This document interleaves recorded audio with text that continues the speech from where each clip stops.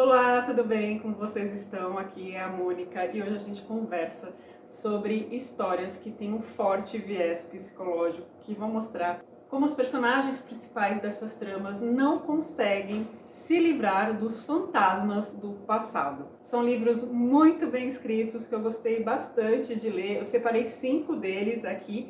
Tem um que eu não gostei tanto, assim, não tive uma experiência tão boa, mas é um livro, sim, super reconhecido, super aclamado, então eu acredito que também será uma ótima dica para vocês. E se você é novo por aqui, seja super bem-vindo. Toda semana eu gravo vídeos a respeito de livros, às vezes assim, com uma lista, com dicas, outras vezes falando de um livro especificamente. Então eu já te convido a se inscrever aqui no canal, também a deixar o seu curtir, porque isso é muito importante e ajuda bastante na divulgação aqui desse canal. E todos os links importantes eu deixo sempre aqui no box de informações, seja os links para os livros que eu vou mencionar e também para as nossas leituras conjuntas que acontecem aqui na área de membros do canal. No momento a gente está lendo junto E o Vento Levou, a gente vai ler até o final de abril, então dá tempo de você entrar.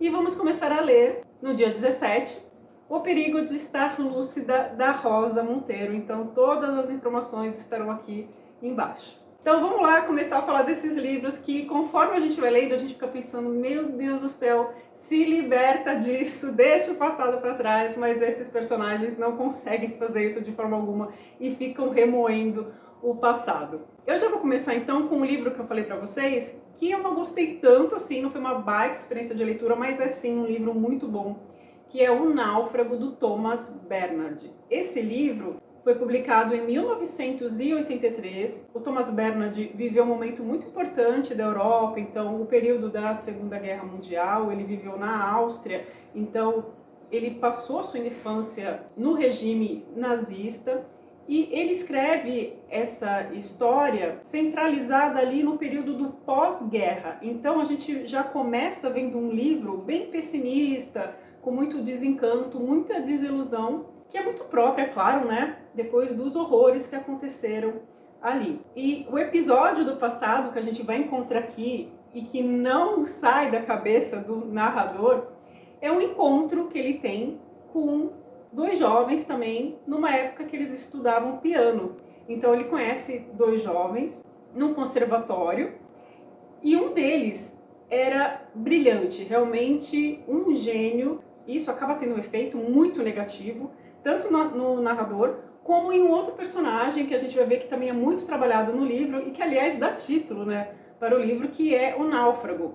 Então, ele está todo momento falando de pessoas já mortas e dessa amizade deles. Depois, como tudo isso mudou, quando eles perceberam que eles nunca chegariam a alcançar a genialidade do Glenn Gould, que é esse personagem, então, que era um gênio do piano. Então, é uma narrativa, às vezes, repetitiva, mas isso é totalmente pensado pelo autor, é baseado realmente na musicalidade, então ele tem como tema aqui do livro a música, então é como fossem refrões, sabe? Então tem muitas frases aqui repetidas, ideias repetidas, mas tudo isso enfatiza muito essa questão do tempo, de você se fixar no acontecimento do passado e não colocar a vida para andar. Na verdade, é também um livro que mostra muito o vazio de pessoas que não souberam se reinventar, não souberam produzir de alguma maneira e se livrar desses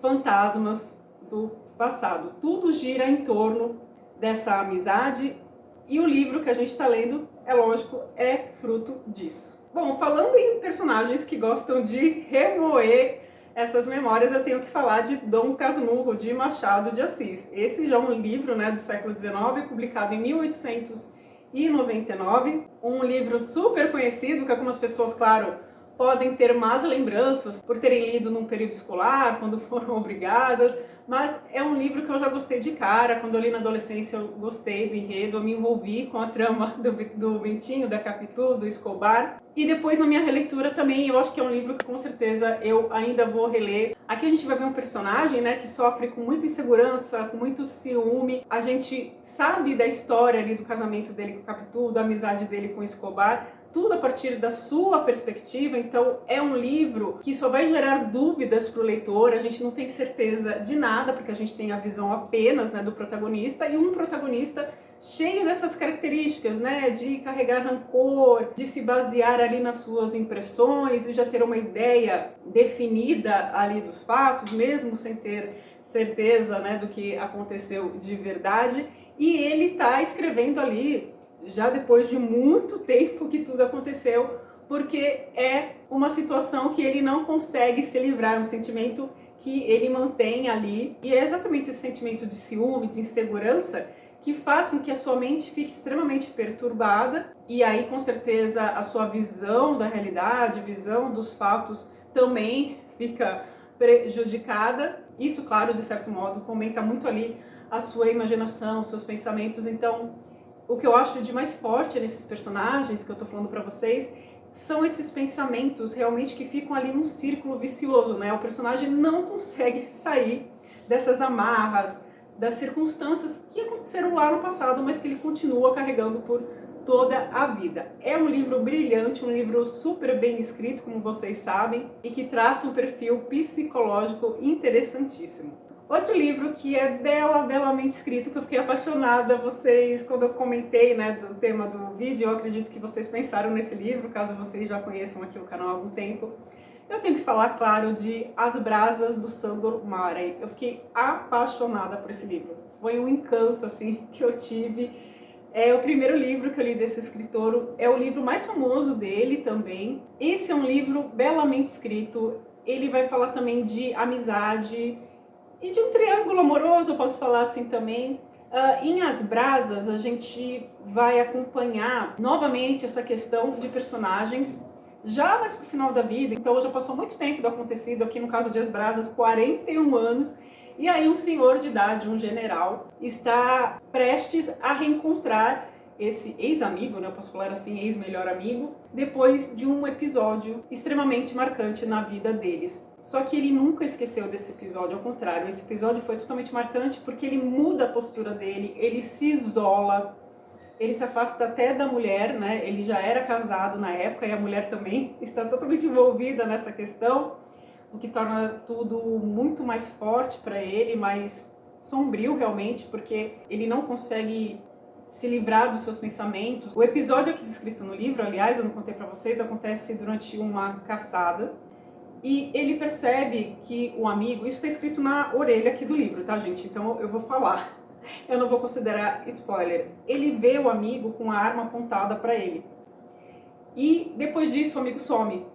E aí, apenas 41 anos depois, eles vão ter esse acerto de contas. Na verdade, ele quer ouvir do amigo meio que uma confissão, porque para ele está muito certo ali do que aconteceu, tanto é que ele muda drasticamente a sua vida, ele se isola. E outra coisa importante aqui nesse livro é que quando o amigo volta, ele recebe essa carta do amigo dizendo que ele está retornando ali ao país, ele pede à funcionária da casa, a governanta, que deixe tudo exatamente da maneira como há 40 anos atrás. Então, é como ele quisesse realmente voltar no tempo e esclarecer as coisas ali. É muito forte no livro essa questão da pessoa não seguir em frente, viver baseado nessa memória. E quando eles se encontram, vou ler um trecho para vocês que eu acho muito, muito bonito, ele fala que tudo isso que aconteceu, na verdade, deu sentido à vida deles. Então, na página 85, o narrador diz assim: tudo que deu um sentido às nossas vidas e nos manteve até agora nesse estado de tensão,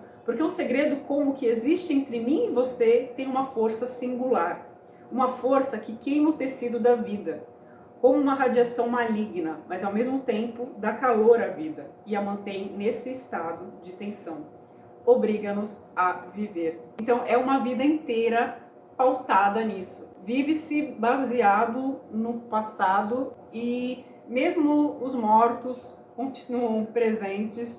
É uma ideia recorrente em todos esses livros que eu estou mostrando para vocês e que é belamente descrita aqui em As Brasas. Outro livro que eu li recentemente e que os mortos estarão muito, muito presentes, até no título, né, do livro, é Ópera dos Mortos, do Altran Dourado. Esse é um livro muito comentado, que eu demorei bastante tempo para ler, mas eu me entendi porque as pessoas gostam tanto, né, elogiam tanto. Primeiro, a escrita do Altran Dourado é belíssima, é um livro que flui muito bem, é uma escrita diferente, sim, mas ele logo de cara ele vai apresentar pra gente, nessa história, um casarão. O casarão é um grande protagonista aqui dessa história e uma família abastada, só que a gente vê que está em decadência e que vive numa cidadezinha do interior de Minas Gerais. E a gente encontra ali uma protagonista, a Rosalina, que é totalmente impactada pela história do seu avô, já falecido, e também do seu pai. E o casarão é uma mistura dos dois.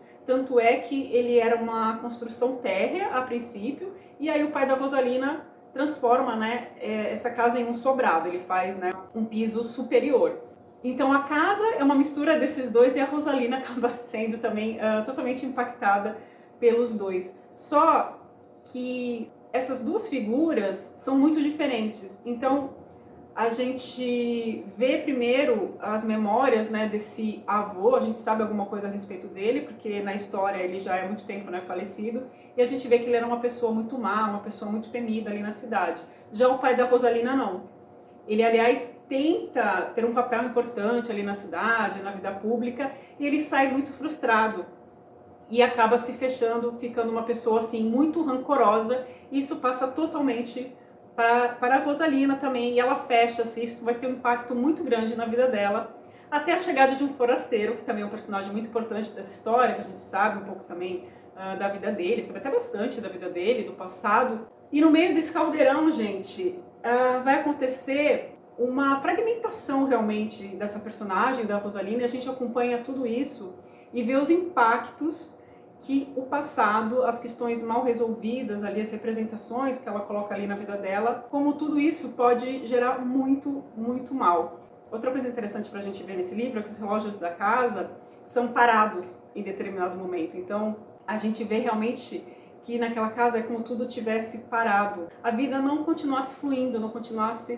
acontecendo. E isso para o psicológico, para a saúde mental da personagem vai ser assim devastador. É um livro triste, mas muito, muito bonito, que vai te gerar assim muitas reflexões. E por fim, eu quero falar de um grande clássico da literatura, O Morro dos Ventos Uivantes. Eu precisava falar desse livro, que foi publicado em 1847 pela Emily Brontë, e eu acho que é um enredo, né, super conhecido, e a gente vê aqui que o passado realmente, né, os mortos estão muito presentes. Aqui essa ideia está mais viva, eu vou falar, no personagem Heathcliff, que é um menino que é adotado por uma família, isso ainda criança, e ele acaba tendo uma relação realmente muito forte com a sua irmã adotiva. É um amor extremamente doentio, uma relação obsessiva. E toda vez que eu falo desse livro, eu fico muito admirada com a Emily Brontë, porque é incrível, uma história diferente, ela é escrita de forma diferente, ela traz aspectos diferentes de um casal,